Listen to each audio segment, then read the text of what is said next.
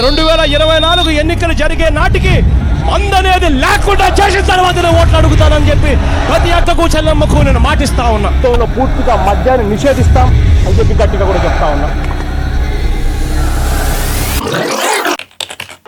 YS Jaganmohan Reddy అనే నేను ఆంధ్రప్రదేశ్ రాష్ట్ర ముఖ్యమంత్రిగా అంతఃకరణ శుద్ధితో ప్రజలందరికీ న్యాయం చేకూరుస్తానని దైవ సాక్షిగా ప్రమాణం చేస్తున్నాను. ఏపీలో నేటి నుంచి కొత్త మద్యం పాలసీ అందుబాటులోకి వస్తోంది. ఇకపై ప్రభుత్వమే మద్యం దుకాణాలను నడపనుంది. Inputs for picking up, Andhra Pradesh government has also now decided to increase alcohol prices by 50%. అత్యధికంగా మద్యం ధరల్ని షాక్ కొట్టేలా నిర్ణయించి మద్యాన్ని నియంత్రిస్తూ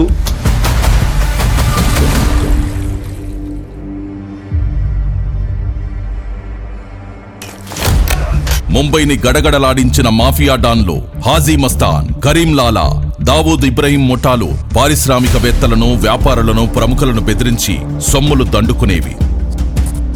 సరిగ్గా అలాంటి లక్షణాలే గంపగుత్తగా పుణికి పుచ్చుకున్న అతి ప్రమాదకరమైన ముఠానే గత వైకాపా ప్రభుత్వంలో మద్యం మాఫియా ముఠా. 2019 ఎన్నికల మేనిఫెస్టోలో జగన్ సంపూర్ణ మద్యపాన నిషేధం చేస్తానని అక్కా చెల్లెమ్మలను మభ్యపెట్టి వాళ్ల ఓట్లు దండుకొని అధికారంలోకి వచ్చిన జగన్ ఇచ్చిన వాగ్దానాన్ని తుంగలో తొక్కి తమ వ్యక్తిగత స్వార్థం కోసం ఏకంగా రాష్ట్ర మద్యం పాలసీనే మార్చేశాడు. మద్యాన్ని నియంత్రించి కుటుంబాల్లో ఆనందాన్ని నింపే విధంగా కూడా మద్యాన్ని నియంత్రిస్తూ అక్క చెల్లెమ్మలకు తోడుగా ఉండే ప్రయత్నం చేస్తా ఉన్న ప్రభుత్వం కూడా మనదే అని చెప్పి. తాగి ఇట్లయింది, అంతా కల్తీ మందు తాగి ఇట్లయింది అని చెప్పినారు. జగన్మోహన్ రెడ్డి అనంతపూర్లో చూపించింటే అట్లా చెప్పినాడు. మా ఆయన చనిపోయే సంవత్సరం అవుతాను సార్. ఎట్లా చనిపోయినాడంటే ఏం చెప్పుకోవాలా నేను. కల్తీ కాకపోతే పేగులు ఎందుకు బొగ్గు మాట్లాడండి. హాస్పిటల్కి పిలిచిపోయినా కానీ ఇట్లే లివర్లు దెబ్బతిన్నాయి, కల్తీ మందు తాగినారు మీరు అని చెప్పినారు. తండ్రి ఇట్లా అయిపోయా, ఇంకా మా బతికేం రాని, ఇంకేం కూలి వస్తే సంసారం, లేకపోతే లేదు. అది తాగిన వల్లే అట్లా. మా అన్నదమ్ముళ్ళు చచ్చిపోతుంటే చూడలేము. దయచేసి ఇంకా సంపాదించింది చాలు. ఎక్కడికి ఎత్తుకోపోతారా? ఎంత సంపాదించుకుంటారా? లిమిట్ ఉండాలరా దేనికైనా. గొంతులు గొయ్యబాకండ్రా రే.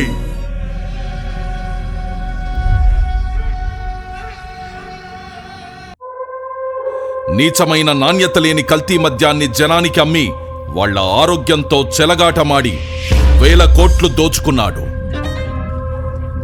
లిక్కర్ సప్లై విధానాన్ని గత వైకాపా పాలకులు తమ చేతుల్లోకి తీసుకున్నారు. ఉన్న లిక్కర్ ఫ్యాక్టరీలను భయపెట్టి బెదిరించి తమ ఆధీనంలోకి తీసుకున్నారు. వాళ్లే కల్తీ మద్యాన్ని తయారు చేసి హోల్సేల్, రీటైల్ దొంగ వ్యాపారం కూడా వాళ్లే చేశారు.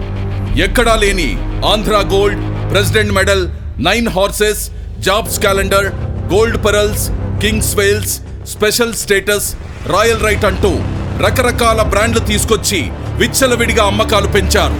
జీవో నెంబర్ 128 తీసుకొచ్చి 60/90 మిల్లీలీటర్లకు దేశంలో తయారయ్యే ఫారెన్ లిక్కర్ 10 రూపాయలుంటే అధికారంలోకి రాగానే దాన్ని 20 చేశారు.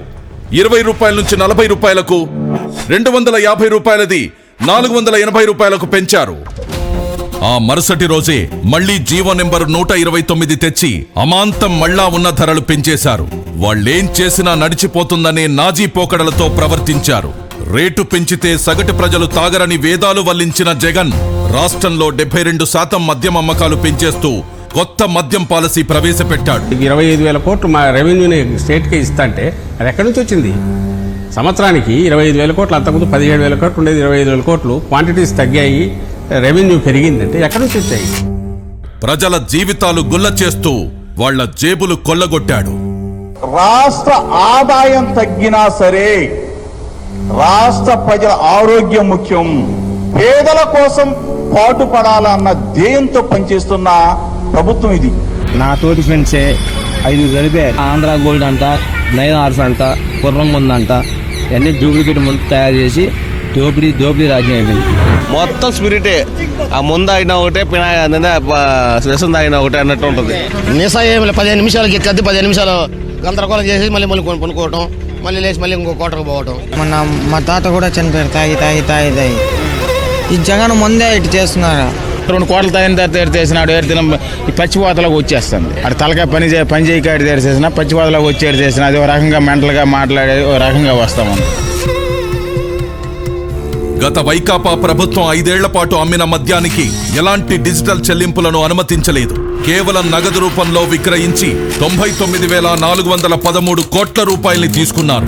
ఈ రోజుల్లో తోపుడు బండ్లవాడు కూడా ఆన్లైన్ పేమెంట్ తీసుకుంటుంటే ఏపీ లిక్కర్ షాపుల్లో ఆన్లైన్ పేమెంట్ అనేదే లేకుండా చేసి క్యాష్ అండ్ క్యారీ అన్నారు. అదేమని అడిగిన వాళ్ళని, వీళ్ళడిగిన వాళ్ళని బెదిరించారు. వినకపోతే అరెస్టులు చేశారు, కేసులు పెట్టారు.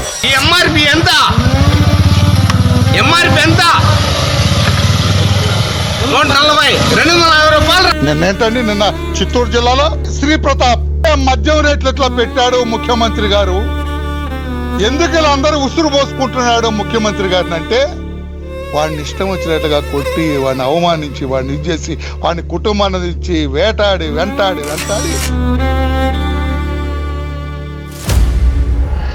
2019లో జగన్ తన వైకాపా ప్రభుత్వం రాగానే 1,000 కోట్లు ప్రజల నుంచి పిండుకోవాలని ప్లాన్ చేశారు. తమ పన్నాగాలన్నీ ఎలా అమలు చేయాలన్న అంశాలన్నీ ఎంపీ మిథున్ రెడ్డి రూపకల్పన చేశాడు. అతడే ఈ స్కామ్ కి మొత్తం రింగ్ మాస్టర్ గా వ్యవహరించాడు. అప్పటి బెవరేజెస్ కార్పొరేషన్ లో అసిస్టెంట్ కమిషనర్ గా ఉన్న సత్యప్రసాద్ ని ఈ కుట్రకి పావుగా వాడుకున్నారు. ముడుపుల దందాపై చర్చించేందుకు సత్యప్రసాద్ ని 2019 అక్టోబర్ 10న తమ నివాసానికి పిలిపించుకొని మద్యం సిండికేట్ కోసం తమకు అనుకూలంగా పనిచేయాలని ఆదేశించారు. ప్రతిఫలంగా ఆయనకు 2023లో ఐఏఎస్ పదోన్నతి ఇస్తామని ఆశ చూపించారు. దానికి లొంగిపోయిన సత్యప్రసాద్ రెండో మీటింగ్ కి గాను 13/10/2019న డిస్టిలరీస్ నుంచి నెలసరి ముడుపులు ఎలా వసూలు చేయాలి అన్న అంశాలపై కీలక చర్చ జరిగింది. మద్యం అమ్మకాల బేస్ ధరపై కనీసం 12% కమిషన్ వసూలు చేయాలని ఎంపీ మిథున్ రెడ్డి ప్రతిపాదించాడు. తన ప్లాన్ పక్కాగా అమలు చేసేందుకు సత్యప్రసాద్, వాసుదేవరెడ్డిలకు కొన్ని మార్గదర్శకాలిచ్చారు. మద్యం అమ్మకాలకు సంబంధించి 2019కి ముందు టీడీపీ ప్రభుత్వం అమలు చేసిన ఆటోమేటిక్ విధానం తీసేయాలని, ఆ స్థానంలో మాన్యువల్ కంపెనీ విధానం తీసుకురావాలని సూచించారు.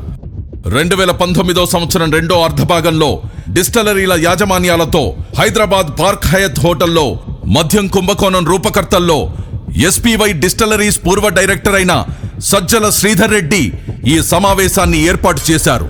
తమ ప్లాన్కు సహకరించకపోతే మద్యం సరఫరా ఆర్డర్లు ఇవ్వబోమని బెదిరించారు. వ్యాపారం కోల్పోతామన్న భయంతో డిస్టిలరీల యజమానులు మద్యం కనీస ధరపై 12% చొప్పున ముడుపులు చెల్లించేందుకు అంగీకరించారు. కానీ లిక్కర్ సిండికేట్ దాన్ని కొన్ని రోజుల్లోనే 20% పెంచేసింది. వసూలు చేసిన ముడుపులు మొదట మద్యం పాలసీ మార్చడంలోనూ కీలక పాత్ర వహించిన రాజ్ కేసిరెడ్డి కందేవి. వాటిని అతని నుండి మిథున్ రెడ్డి, భారతీ సిమెంట్ డైరెక్టర్ జగన్ సతీమణి భారతి తరపున ఆర్థిక వ్యవహారాలు చూసే గోవిందప్ప బాలాజీకి అందజేసేవారు. వారా సొమ్మును చివరగా అప్పటి సీఎం జగన్ కందజేసేవారు. ప్రతి నెల సగటున 50 నుండి 60 కోట్ల ముడుపులు జగన్ కందేవి.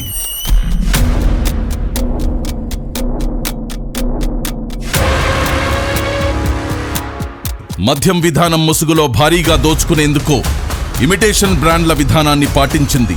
జాతీయంగా, అంతర్జాతీయంగా ప్రాచుర్యం పొందిన బ్రాండ్లనన్నిటినీ రాష్ట్రం నుండి తరిమేసిన ఈ ముఠా అచ్చం అవే పేర్లను తలపించేలా 1-2 అక్షరాలు, పదాలు మార్చి పెద్ద ఎత్తున ఇమిటేషన్ బ్రాండ్లు తీసుకొచ్చింది.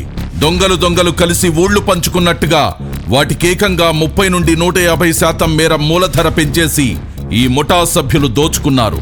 అవే అసలైన నాణ్యమైన బ్రాండ్లు అనేలా ప్రజల్ని మభ్యపెట్టి ప్రభుత్వ దుకాణాల్లో విక్రయించారు. దాదాపుగా 1,50,000 టెస్టులు కూడా డిపార్ట్మెంట్ కూడా చేసింది. తీసుకునేటప్పుడు కూడా బ్రాండ్ పేరు ఏది అన్నది ప్రధానం కానే కాదు అధ్యక్ష. అక్కడ నుంచి ప్రోడక్ట్ వస్తా ఉందా లేదా అన్నదే ముఖ్యం. కానీ ఆ ప్రోడక్ట్కు పవర్ స్టార్ 99 పెడతాడా, లెజెండ్ 99,999 పెడతాడా, లేకపోతే బూమ్ అని పెడతాడా? నేను ఇదివరకు గవర్నమెంట్ వైన్ షాప్లో సేల్స్ మెన్గా చేశాను. ఇదివరకు గవర్నమెంట్ షాపు అంటే వాళ్ళు ఏది పంపించినా అది అమ్మాల్సిందే మేము ఖచ్చితంగా. ఆ బ్రాండే అసలుకి ఫేక్ మన స్టేట్లో. ఇది స్పిరిట్ మొత్తం. దేని మీద ఏ బాటిల్ అని చూడండి, spirit, French spirit, grain whisky spirit, అలా స్పిరిట్స్ రాసి ఉంటుంది. అదేంటంటే బాగా డేంజరస్ అనమాట. ఒక 4 రోజుల తర్వాత ఆయన కనపడ్డగా అదేమంటే చనిపోయాడు, లివర్లు కొట్టేసినాయి అంటారు. మాకు బాధ వేసింది అప్పుడప్పుడు. మేము వాళ్ళ ఇంట్లో వాళ్ళతో కూడా ఫేస్ చేసాము ఒకసారి. వాళ్ళ ఇంటి మొత్తం వచ్చి మా షాపు కూడా వచ్చి గోల చేసేవాళ్ళు, మీ వల్లే మీరు అమ్మడం వల్ల చచ్చిపోతున్నారు అది అని. ఆ మందు వల్ల మాకు అసలు గుండెలో నొప్పని, పక్కల నొప్పని, తాయిని కానించి ఆడకాడ 3 తొలిచిన వాళ్ళు పడిపోతాం, అట్ట అయిపోవడమే. కానీ దానివల్ల మాకు అసలు ఏమీ ఇచ్చేయలేదు. 5 ఆగితే పైకి ఇట్లా కొనుక్కుంటే చుక్కలు గిర్రం తిరుగుతూనే ఉండేవి. ఫ్రెండ్స్ ఒకడు 25 ఇయర్స్ 26 ఇయర్స్ ఉండిద్ది. తాగంగానే ఆ అబ్బాయికి పక్షవాతం లాగా వచ్చింది. 26 ఇయర్స్ కంటే ఎవరికి పక్షవాతం కుర్రాళ్ళకి రావు. అలాంటిది ఎంత కల్తీ అయిందో మద్యం మీరు ఒకసారి ఆలోచించుకోండి. అయితే 2019, 2024 మధ్యలో తాగిన మందు వల్ల నా జీవితం సర్వనాశనం అయిపోయింది. చేతులు బలహీనత, లివర్ తేడా వచ్చేసింది. మా ఆరోగ్యంతో ఆడుకున్నారండి. మందు సన్నాసి మంది బాగాలి. అసలు నా తోడు కుర్రోళ్ళు చాలా మంది చచ్చిపోయారు. అది చెడ్డు మందు అమ్ముతున్నాడు, ప్రజలంతా చచ్చిపోతారు అదని ఇంకా అట్లా అనుకుంటారు కదన్నా. చచ్చిపోయినాడు, ఇట్లా మందు తాగినారని అట్లా సార్ తాగేసాట అట్లాంటివన్నీ మళ్ళీ ఇంటికి వచ్చి నాతో కానీ చెప్తాండే, మన కొడుకు ఇట్లా చెడ్డు మందులు అమ్ముతున్నాడు, బతుకురు శనాలు చచ్చిపోతాము అది ఇదని అని చెప్తాండే. మళ్ళీ అట్లా అన్నీ తెలిసి నువ్వేంటికి తాగుతావు అన్నా కానీ మళ్ళీ నాకు ఇచ్చి పట్టిందమ్మా, సత్తామో బతుకుతామో, అది లేకుంటే బతకలేమా అనేది. అసలు బ్రాండ్ల కంటే ఈ అనుకరణ బ్రాండ్లకు అధిక మూలధరలు ఖరారు చేసి ప్రభుత్వ ఖజానాను కొల్లగొట్టారు. ఇలా కొల్లగొట్టిన సొత్తంతా రోజు కూలీలు, పేదలు, సామాన్యులు, మధ్యతరగతి కష్టార్జితమే.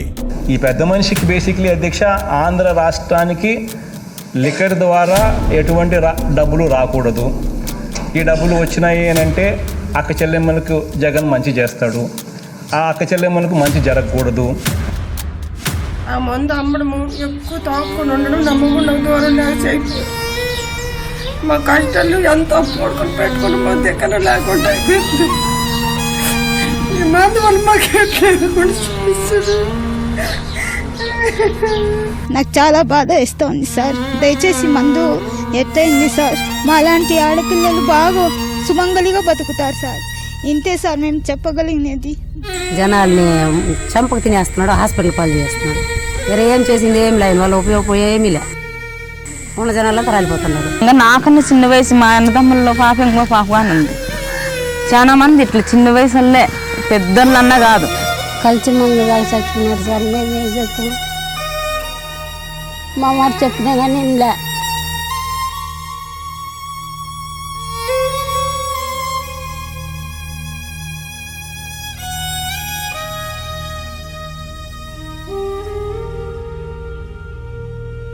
ఇక్కడెక్కడ ఒకడు చచ్చిపోయాడు, పార్క్లోనే బైపాస్ చచ్చిపోయాడు.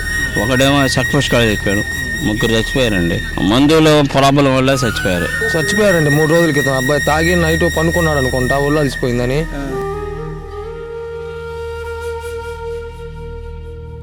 నాసిరకం మద్యాన్ని ఏరులా పారించి ప్రజల ప్రాణాలను హరించడమే గాక ఆ దోపిడి డబ్బును దాచుకోవడానికి, డిస్టలరీల నుండి ముడుపులు దండుకోవడానికి బంగారాన్ని సాధనంగా చేసుకున్నారు.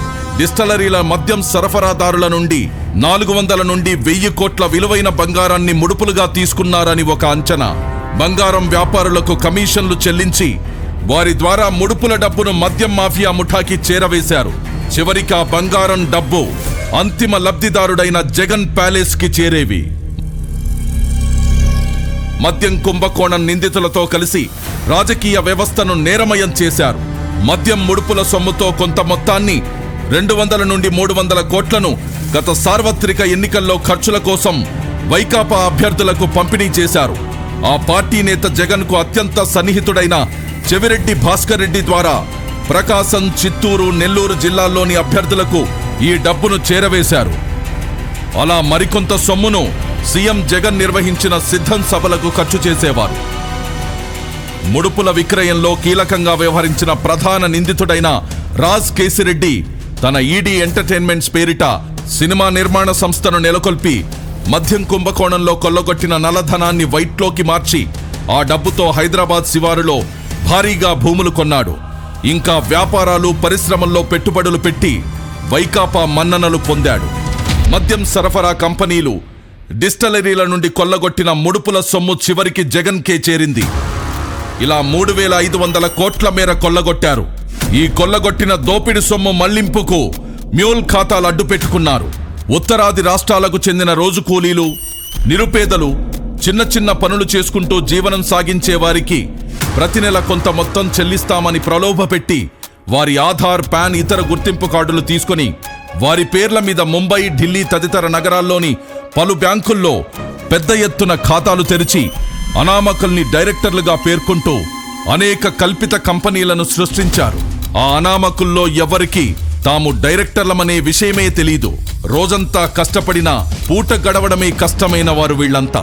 మద్యం సరఫరా కంపెనీలు, డిస్టిలరీలు నాటి ప్రభుత్వ పెద్దలకు ముడుపులుగా చెల్లించాల్సిన మొత్తాల్లో కొంత భాగాన్ని ఆయా ఖాతాల్లోకి మళ్లించారు. వాటి నుండి ఆ సొత్తును బహుళ అంచెల్లో ఇలాంటి డొల్ల కంపెనీల్లోకి పంపేవారు. చివరగా ఈ సొమ్మంతా దుబాయి, ఆఫ్రికా దేశాలకు తరలించారు. అక్కడ మైనింగ్, రియల్ ఎస్టేట్, వివిధ కంపెనీల్లో పెట్టుబడి పెట్టారు జగన్ అండ్ కో ముఠా.